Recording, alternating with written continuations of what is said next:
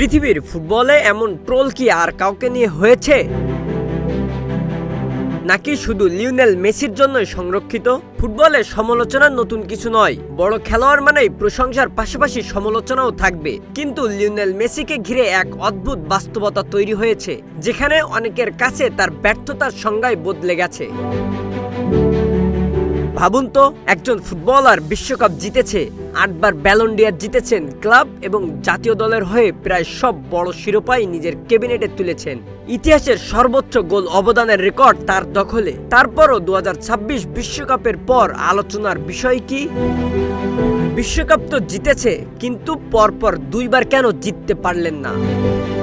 শুনতে অবাক লাগলেও এটাই এখন মেসি হেটার্সদের বিতর্কের কেন্দ্রবিন্দু। তাই এমন মানুষদের সঙ্গে তর্কে জড়াবেন না যাদের মস্তিষ্ক হাঁটুতে। তারা সাধারণত গর্তে লুকিয়ে থাকে, কিন্তু আর্জেন্টিনা ম্যাচ হারলেই কিংবা মেসিকে ঘিরে কোনো বিতর্ক তৈরি হলেই হঠাৎ গর্ত থেকে বেরিয়ে আসে। এরপর ফুটবলের নিয়মকানুন না বুঝেই ফিফা কিংবা রেফারির ওপর দোষ চাপাতে শুরু করে এবং পাবনা মেন্টাল হাসপাতালের বসবাস করা মানুষদের মতো বিদ্রূপ আচরণ করে। তারা এক একজন হয়ে ওঠেন ফুটবল বিশেষজ্ঞ। ফুটবল ইতিহাসের পেলে, ম্যারাডোনা, জিদান, রোনালদো, রোনালদিনহো প্রত্যেক কিংবদন্তিকেই কখনো না কখনো সমালোচনার মুখে পড়তে হয়েছে। কিন্তু এমন প্রত্যাশার পাহাড় খুব কম খেলোয়াড়কেই বয়ে বেড়াতে হয়েছে, যেখানে একটি বিশ্বকাপ জয় যথেষ্ট নয়, চাই টানা 2টি।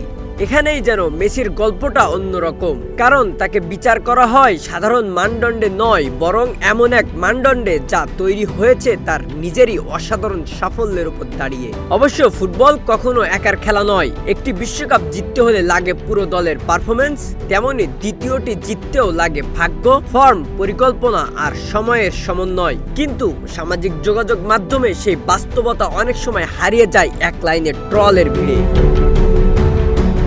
তাই প্রশ্ন একটা থেকেই যায়, একজন ফুটবলারের ব্যর্থতা কি সত্যি বিশ্বকাপ না জেতা, নাকি বিশ্বকাপ জয়ের পর আরেকটি বিশ্বকাপ না জেতা? হয়তো এই প্রশ্নের উত্তর সবার কাছে একই হবে না, তবে একটা বিষয় অস্বীকার করা কঠিন। যখন একজন খেলোয়াড়কে নিয়ে মানুষের প্রত্যাশা এমন জায়গায় পৌঁছে যায় যে একটি বিশ্বকাপ যথেষ্ট নয়, টানা 2টি চাই, তখন সেটি কেবল একজন ফুটবলারের গল্প থাকে না, সেটি হয়ে ওঠে তার অসাধারণ প্রভাবের প্রতিচ্ছবি। তাই গর্তে ঘুমানো মস্তিষ্কহীন প্রাণীদের সাথে তর্কে জড়াবেন না, তাদের থেকে দূরে থাকুন, সুস্থ থাকুন। Desk report, news flash 70 all.